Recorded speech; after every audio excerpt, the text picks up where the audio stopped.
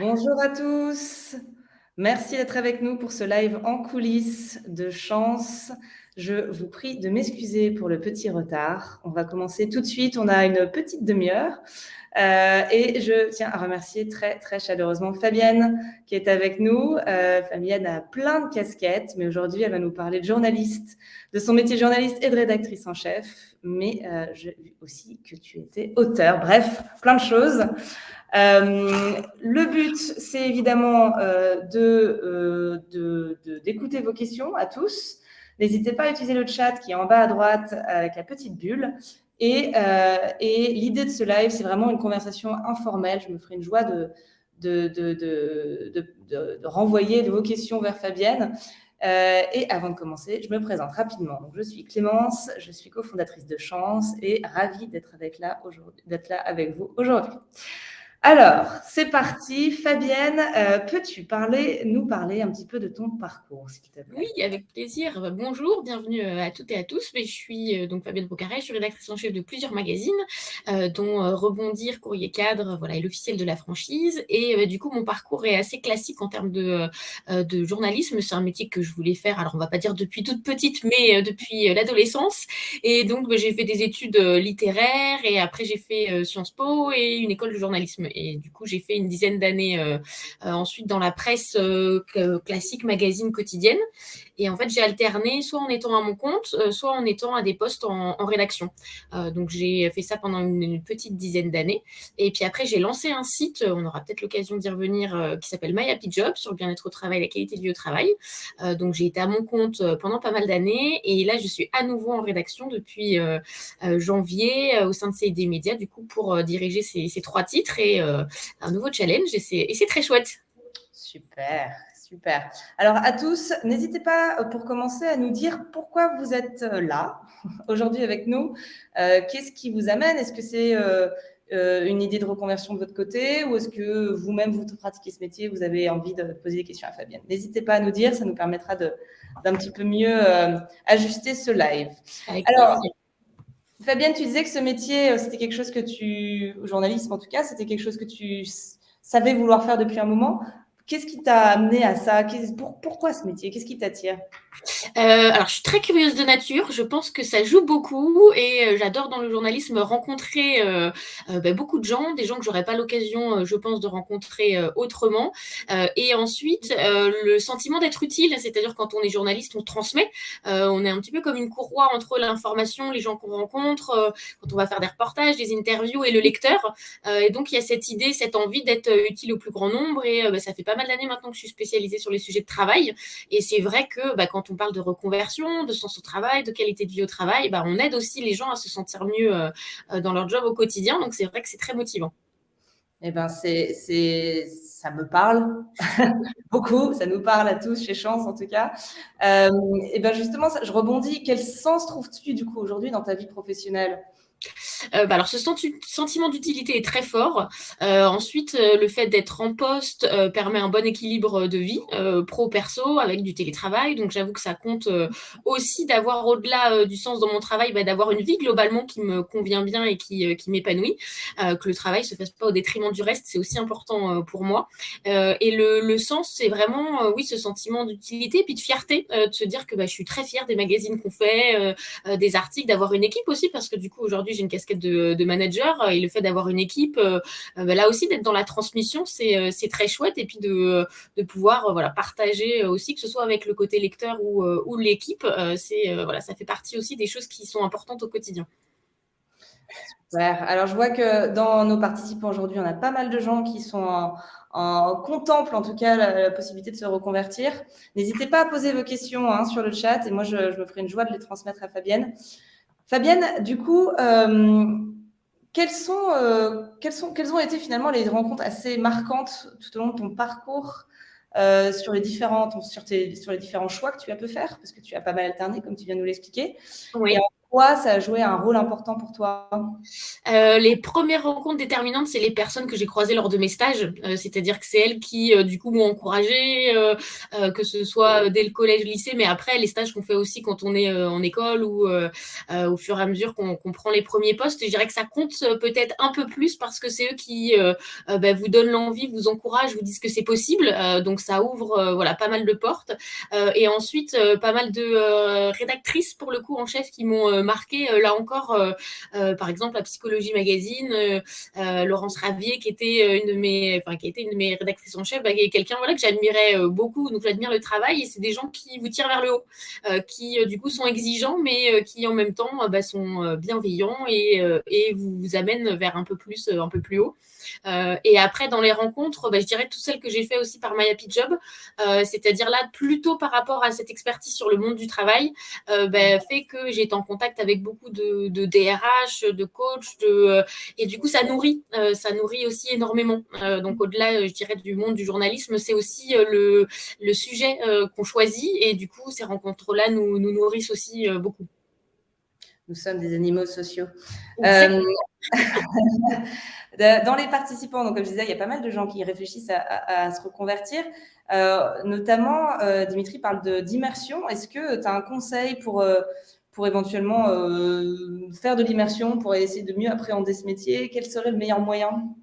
Je pense que les stages, alors après, il y a pas mal de sites aujourd'hui qui permettent de tester, de faire des stages de découverte. Si vous êtes bien évidemment dans une formation, c'est plus facile d'avoir la fameuse convention, mais je pense que le volet stage est vraiment intéressant parce qu'au-delà d'observer, on voit la vie concrètement. C'est-à-dire, moi, ce qui m'a beaucoup aidé aussi et donné l'envie, c'est d'aller suivre des journalistes, faire une interview en conférence, reportage, et de voir concrètement c'est quoi le métier par rapport à l'idée, l'image qu'on s'en fait. Il y a aussi beaucoup de choses qui se passent au bureau au bureau devant un ordinateur, ou en télétravail. Il ne faut pas forcément imaginer que le reporter Tintin qui va à droite à gauche au bout du monde. En tout cas, c'est pas le quotidien de tous les journalistes. Et ensuite, je dirais si on n'a pas l'opportunité de faire tout de suite un stage, ou en tout cas de passer des journées dans une rédaction, n'hésitez pas à contacter des journalistes pour prendre un café, pour découvrir selon la spécialité qui vous intéresse, que ce soit le sport, la culture ou l'actu. Du coup, les quotidiens divergent parfois beaucoup, donc c'est aussi intéressant d'aller vraiment discuter avec les professionnels qui vous intéressent.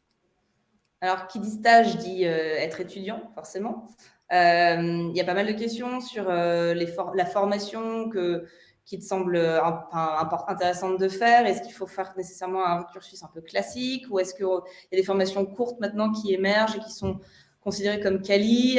Quel serait ton conseil là-dessus? Alors, je dirais ça dépend si on parle à des jeunes étudiants ou des gens qui ont le bac et qui vont choisir leurs études, ou des personnes en reconversion.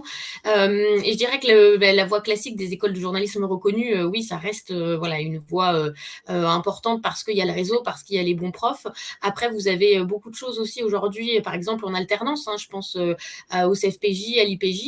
Et pour vous donner mon exemple aussi concret, moi, j'ai fait 5 ans d'études en ayant un master à Sciences Po. Alors, c'est très bien, ça fait du réseau, j'ai appris énormément de choses, mais j'avais toujours pas connu vraiment le terrain, et j'avais pas envie de faire une école de journalisme classique derrière encore et de me dire que j'allais faire que des stages encore pendant 2 ans. Donc j'ai fait le CFPJ en alternance, du coup ce qui m'a permis d'avoir du coup un contrat pro pendant 2 ans, donc un premier CDD, de bosser, de me faire mon réseau et d'être en parallèle au CFJ, qui est une très très bonne école rue du Louvre. Donc du coup d'avoir les deux. Donc je dirais qu'il faut pas aujourd'hui et encore plus aujourd'hui qu'à l'époque renier le côté alternance qui peut du coup vous permettre aussi de bifurquer et de connaître le terrain. Et après, il y a des formations courtes. Il existe aussi des IUT ou des DUT. Il ne faut pas penser qu'il y a forcément besoin de 5 ans d'études derrière non plus. Donc, ça dépend aussi de quelle spécialité vous voulez faire. Un journaliste scientifique, je dirais qu'avoir un background d'études scientifiques, ça peut être utile. Donc, voilà, c'est aussi, au-delà du journalisme, c'est aussi qu'est-ce que vous avez envie de faire comme spécialité derrière. C'est peut-être quelque chose d'ailleurs à prendre en compte quand on est en reconversion, j'arrive pas à trouver mes mots, mais à reprendre ses acquis et peut-être réutiliser ça dans sa nouvelle vie de journaliste sur la base de ce qu'on connaît déjà. Ça peut être une façon Tout à fait. parce que si vous voulez, par exemple, je ne sais pas selon l'expérience que vous avez, mais si vous êtes ancienne RH ou que vous avez une expérience dans le monde du travail, aller travailler pour des titres vraiment qui peuvent être pro ou en tout cas liés à ces questions-là, c'est un vrai plus. C'est-à-dire que vous allez vraiment... c'est pour ça que, par exemple, on voit aussi beaucoup de sportifs qui deviennent journalistes sportifs. Enfin, l'expérience nourrit forcément, hein, et du coup, on a des choses, un regard à apporter que d'autres n'auront pas. Donc oui, votre première vie pro vous sera forcément utile et il faut capitaliser dessus. Ouais. Et dans ton expérience, tu as eu beaucoup de personnes qui étaient en reconversion, justement, et que tu as pu croiser en tant que journaliste aujourd'hui? Plutôt des gens qui ont créé soit leur propre podcast ou leur propre site, c'est-à-dire peut-être moins dans les médias classiques, en tout cas à ma connaissance personnelle, mais par contre plus des gens qui ont innové et fondé, oui, soit leur propre site, soit leur podcast, leur émission, et qui du coup se sont fait un chemin aussi comme ça. Alors peut-être pas dans le côté très classique et institutionnel du monde des journalistes avec carte de presse, mais en tout cas dans cet environnement beaucoup plus global. Et là, oui, je pense qu'il y a clairement une place à prendre, parce qu'à partir du moment où on a un sujet qui nous tient à cœur, qu'on porte, qu'on incarne aussi par rapport à son parcours, le web est quand même un formidable terrain de jeu pour se faire son audience soi-même et du coup réussir aussi à capitaliser là-dessus. J'ai vu, je crois, justement un participant qui réfléchit à lancer un podcast, donc si tu nous entends, voilà. Une question que se posent beaucoup de gens qui forcément réfléchissent à cette possibilité ou cette reconversion, c'est la journée un peu type, comme tu disais, c'est pas forcément Tintin tous les jours. Voilà, alors alors peut-être pas cette journée, mais semaine, est-ce que tu as beaucoup de déplacements? Est-ce que j'imagine que peut-être parmi nos participants, certains ont des familles? Comment j'imagine encore une fois, ça dépend un petit peu de la spécialité, mais oui. Voilà. Quel est ton avis là-dessus? Déjà, ça dépend de la spécialité. Par exemple, vous êtes journaliste sportif, vous allez être mobilisé les soirées ou le week-end. Hein. Les compétitions de sport ont lieu principalement le week-end, donc c'est vraiment quelque chose à avoir en tête. Ça dépend aussi si vous allez aller plutôt vers un site d'actu ou un quotidien, par exemple, un hebdo, un mensuel. Donc du coup, ça va aussi jouer. C'est-à-dire que plus on va être dans un rythme d'actu au quotidien, si vous travaillez pour le Parisien, oui, vous risquez d'aller à droite à gauche et de bouger aussi plus. Est-ce que c'est certains recherchent ça et c'est très bien. Et puis, il y a aussi des moments où il faut vous dire dans votre vie, ça va aussi évoluer. Hein. Il y a des moments où on est très content d'être indépendant, d'autres on est très content d'être en rédaction, d'avoir des gens autour. Donc, ça varie. Moi, personnellement, alors du coup, je gère des magazines qui sont ce qu'on appelle bimestriels, c'est-à-dire qui sortent tous les 2 mois. La particularité, c'est qu'il y a 3 magazines. Donc, du coup, ça fait 3 bouclages qui arrivent assez fréquemment, plus les sites Internet. Donc, on a la particularité d'être ce qu'on appelle bimédia. Donc, on gère le quotidien du web et les magazines. Donc, pour vous donner concrètement une idée, nos journées, c'est les articles pour le web, par exemple, de cette semaine, mais je travaille déjà sur les numéros de cet été qu'on est en train de boucler et on est en train de penser le sommaire de la rentrée. Donc, il y a une gymnastique aussi à avoir sur différentes temporalités. Et je dirais que mes semaines sont rythmées par les conférences de rédaction qu'on fait en interne pour les magazines, pour le web, par mes enregistrements, par exemple, de podcasts, les webinaires aussi que je fais. Et ça, c'est chouette quand on est bimédia parce que du coup, on a un terrain de jeu qui est un peu pas que de l'écrit. Donc, du coup, c'est aussi très cool. Et après, moi, par rapport à mes sujets sur le monde du travail, on a des conférences auxquelles on assiste. On peut faire des interviews aussi en présentiel, hein, il n'y a pas que la visio ou le téléphone, mais c'est vrai que je vais être moins en déplacement que quelqu'un qui va être sur une rubrique étranger ou quelqu'un qui va être en tourisme ou en déco et qui va se balader à droite à gauche. Donc je dirais que ça dépend aussi de votre thématique. Et par exemple, je sais que moi, quand j'étais journaliste indépendante, j'adorais choisir des sujets, partir à l'étranger une semaine ou 2 et me dire que c'était à la fois une partie vacances, une partie boulot, et j'arrivais à caser des articles pour 3-4 magazines, par exemple, et du coup, on arrive à avoir un rythme sympa. Donc, c'est aussi modulable selon ce que vous avez envie. Alors, une question un peu difficile que les participants n'ont pas posée eux-mêmes, mais que je vais la faire quand même, à savoir dans quel cas tu penses que ce n'est pas forcément une bonne idée de faire ce métier. Enfin, qu'est-ce qui seront les choses aussi peut-être moins glamour parce que journaliste, c'est un métier qui fait rêver plein de gens. Voilà, qu'est-ce que tu dirais? Qu'est-ce qui fait moins rêver? Alors, moi, je suis vraiment passionnée par ce métier, donc je ne vais pas être forcément très J'avoue, très très objective, mais oui, par contre, c'est pas facile. C'est-à-dire que quand je vous raconte par exemple la vie quand on est indépendant, le boulot vous tombe pas dessus. Faut se faire connaître, faut proposer beaucoup, se prendre beaucoup de vent, beaucoup de portes, beaucoup de gens qui vont vous dire bah non, on n'a pas besoin, non ça on a déjà fait, donc faut pas se décourager.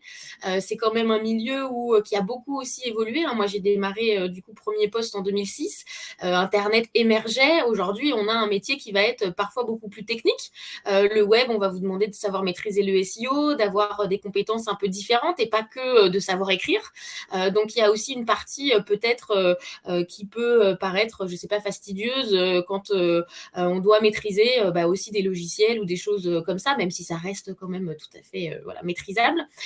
Et c'est un métier aussi où, selon où vous êtes, vous pouvez être très pris dans l'actu, donc très pris par le temps, une sensation peut-être aussi d'immédiateté, voilà. Mais quand on aime ce qu'on fait, voilà, ça passe quand même assez bien. Et par contre, il faut vous dire aussi que c'est un métier qui peut être précaire si on est à son compte, le temps de se faire connaître. Enfin voilà, faut pas idéaliser dans le sens où de vous dire voilà, ça va venir et il y a besoin. Voilà, moi je sais que les stages, les piges, tout ça a fait que ça s'est construit au fur et à mesure et qu'il faut peut-être un peu de patience au début. Sauf à, là encore, je vous disais, lancer son site, son podcast et que ça prenne. Et c'est un peu différent par rapport à être journaliste indépendant ou en rédaction. Il y a justement une question sur le niveau de salaire au début, puis au bout de 5 ans. Encore une fois, ça doit être très divers en fonction du type de média et du sujet. Oui. Mais tu parlais de précarité au départ, c'est-à-dire? Alors, en fait, quand vous êtes journaliste pigiste, indépendant, par exemple, vous allez être payé à l'article, au feuillet. Donc, du coup, c'est-à-dire à la taille de l'article. Et donc, il y a une grille qui est légale par rapport au métier de journaliste, mais il y a aussi aujourd'hui des sites internet où vous allez être payé 30 € l'article et on va vous demander en facture et puis en fiche de paye comme des journalistes classiques. Donc, du coup, il faut être conscient que aujourd'hui, dans les tarifs, on peut vous proposer tout et n'importe quoi. Moi, j'ai vu de passer de tout, par exemple, pour du web. Donc, c'est aussi vous dire, moi, comme tout indépendant, moi, qu'est-ce que j'estime par rapport au temps passé et non, je ne vais pas brader forcément mes tarifs. Alors, peut-être au début, si on a besoin de vraiment démarrer, mais travailler gratuitement à ses limites, on n'est pas bénévole. Et après, par contre, quand vous rentrez dans les rédactions, il y a des grilles de salaire avec votre ancienneté. Par exemple, la carte de presse donne au bout de 5 ans, 10 ans des augmentations automatiques selon si vous êtes rédacteur, après chef de rubrique, après rédacteur en chef. Donc, tout ça est aussi assez cadré. Donc, c'est pour ça que j'aurais un peu de mal au démarrage à vous dire combien, parce que si vous êtes un freelance qui cartonne, vous allez peut-être avoir des super mois. Peut-être que le freelance qui cartonne, il va avoir 6 mois de l'année où il va très bien bosser. Par contre, juillet-août, ça va être super calme. Donc, du coup, les revenus vont baisser. Donc, ça va être plutôt une moyenne à l'année. Donc, c'est un petit peu variable aussi. Je dirais que j'ai un peu de mal à donner un seuil minimum ou garanti et ça peut être très variable si vous interviewez deux journalistes indépendants. Je pense que selon l'expérience et pour qui on travaille, ça peut vraiment varier. Bien sûr. On a une question d'Emmanuel sur les relations que tu as avec les personnes qui te partagent des informations. Oui. Des sujets qu'elles aimeraient que tu traites. Comment ça se passe et comment tu les approches? Comment ils t'approchent? Alors, il y a les deux, c'est-à-dire qu'il y a notre principal intermédiaire, c'est les attachés de presse, donc qui vont faire les relations presse d'entreprises, de personnes, donc qui vont, je vous donne quand il y a des livres qui sortent, des maisons d'édition vont nous contacter en présentant leur programme, donc à nous de voir si ça fait écho. Des entreprises qui vont nous donner leurs actualités, ça peut être, je sais pas, des enquêtes, des sondages qui sont sortis, donc on reçoit énormément de mails, donc on est aussi très sollicité par téléphone, et après c'est à nous de choisir par rapport à la ligne éditoriale du site ou du magazine pour lesquels on travaille, où je pars du principe qu'il n'y a toujours jamais aucune obligation, c'est-à-dire que moi, si ça fait pas sens pour moi, non, je ne vais pas en parler dans Courrier 4, il faut que ça réponde, par exemple, pour vous donner un exemple concret, Rebondir s'adresse aux personnes en reconversion comme magazine, il faut que je me mets à la place de mon lecteur, il faut que l'info soit pertinente, donc c'est vraiment le choix principal. Et après, ça nous arrive aussi d'aller chercher, bien évidemment, de l'info, et du coup, à force, là aussi, de tisser son réseau, on est parfois au courant d'infos avant avant les autres, parce qu'on connaît très bien aussi, voilà, du coup, ce milieu-là. Donc plutôt quand vous êtes très spécialisé, bah oui, voilà, on arrive à avoir des infos un peu autrement. Et sinon, il faut aussi aller chercher les infos quand LinkedIn, par exemple, sur le monde du travail, moi aujourd'hui, me sert comme une source pour voir des tendances, pour voir des intervenants, des experts, pour voilà. Donc je dirais qu'il y a plein de sources et après c'est à nous de choisir qui nous semble le plus pertinent et puis pour pas toujours non plus avoir toujours les mêmes experts, souvent au masculin, et pour au contraire avoir de la diversité, et c'est aussi notre job. Merveilleux. Plus one. Justement, vous parliez de sollicitation. Pardon, qu'est-ce qui m'arrive? C'est des journées qui ont l'air très intenses en contact. Et Charlotte demande d'ailleurs à quel point vous êtes sollicité. Et sollicité, qu'est-ce qui m'arrive? Email, téléphone, etc. Ça a l'air d'être... Alors, beaucoup. Ouais. J'avoue que, par exemple, le point noir, moi, c'est ma boîte mail, où je ne suis jamais à jour, voilà, parce que du coup, on a beaucoup d'informations qu'on ne demande pas et qu'on reçoit. Donc, c'est vrai que la boîte mail a souvent tendance à déborder. Après, on arrive, et c'est important aussi, à avoir du temps. En tout cas, moi, j'essaye de le faire pour écrire. Donc, des fois où on va couper les notifications pour pouvoir écrire. Alors, moi, avec l'équipe aussi à gérer, on est aussi beaucoup sollicité en interne, et c'est normal, comme tout manager. Donc, il faut réussir. Moi, ce que je fais, c'est que généralement, par exemple, le jeudi, je sais que je suis au bureau avec les conférences de rédaction. C'est ce jour-là où moi, typiquement, je ne prévois pas d'écrire, par exemple. Par contre, le vendredi, je suis plutôt en télétravail. Du coup, je vais écrire sur ces journées-là et peut-être avec moins de rendez-vous et moins de visio. Je vais préférer caler, quand je peux, mes rendez-vous le même jour ou la même matinée pour pas en avoir tous les jours en continu. Donc, c'est aussi comment on s'organise. Et j'avoue que je ne réponds pas non-stop à mon téléphone non plus. Donc, du coup, si c'est important, les gens laissent un message et je rappelle. Mais voilà, du coup, c'est aussi se préserver pour pouvoir avancer sur nos priorités à nous aussi et pas être que dans la réaction et dans répondre aux sollicitations. Sinon, je ferai que ça. Forcément. Une question intéressante aussi merci Dimitri, ce qui est que bon, alors il y a journaliste et évidemment ça demande un petit peu de pratique et d'expérience et de diplôme potentiellement, mais est-ce que tu as d'autres métiers dans la sphère qui ne demandent pas forcément de qualification ou moindre, peut-être d'autres métiers où on n'y penserait pas comme ça naturellement, parce que journaliste c'est assez voilà.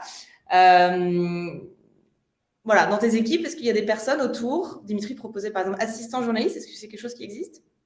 Alors, assistant journaliste, non. Après, alors on commence rédacteur ou journaliste indépendant. Après, du coup, dans les métiers un petit peu, si on veut, comment dire, si on peut pas ou on veut pas aller dans la presse classique, faut vous dire aussi que par exemple, il y a beaucoup de, je pense aux mairies, je pense aux conseils généraux, régionaux, qui ont des magazines aussi pour la vie locale.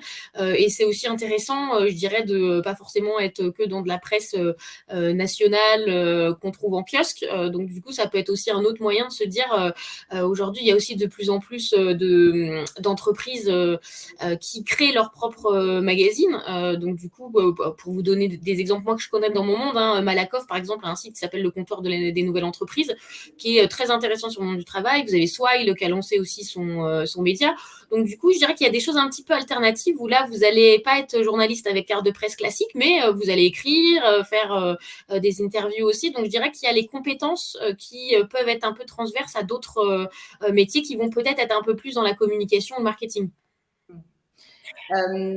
Noémie parle du métier de documentaliste, par exemple. Est-ce que c'est une voie d'entrée intéressante pour peut-être même à terme devenir journaliste? Alors, en voie d'entrée, je suis pas certaine. Par contre, c'est un métier, oui, qu'on trouve, alors, je pense un peu de moins en moins, hélas, dans les groupes de presse. Alors, je vais faire un peu ma vieille, mais quand j'ai commencé en stage, je me souviens qu'on pouvait appeler le service documentation et qu'on nous amenait des gros dossiers sur telle thématique. Aujourd'hui, à l'heure d'Internet et voilà, des recherches en ligne, des moteurs de recherche, même quand on cherche dans les archives d'un journal, je pense que c'est des métiers qui existent un petit peu moins. Et par contre, dans les métiers autour des journalistes, vous avez des maquettistes. Moi, je travaille beaucoup avec notre directeur artistique qui fait toutes les maquettes, donc c'est un peu différent, métier plutôt créa et visuel. Vous avez les secrétaires de rédaction qui, eux, vont relire, vont être vraiment dans la relecture des papiers, grammaire, orthographe, typo, qui vont checker que tout va bien.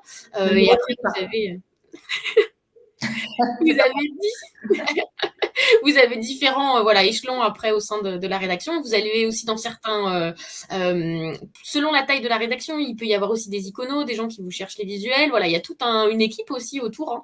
Donc il y a pas en effet que des journalistes. On travaille pas que nous ensemble au quotidien. Mais c'est vrai que c'est des métiers qui peuvent, selon la taille des équipes, et quand vous êtes dans un gros quotidien, bah oui, il y a tout ce monde-là. Quand vous êtes dans des magazines peut-être un peu plus petits, on a tendance à pas forcément être au complet sur tous les postes. Ouais, et faire du multicasquette, j'imagine. Exactement.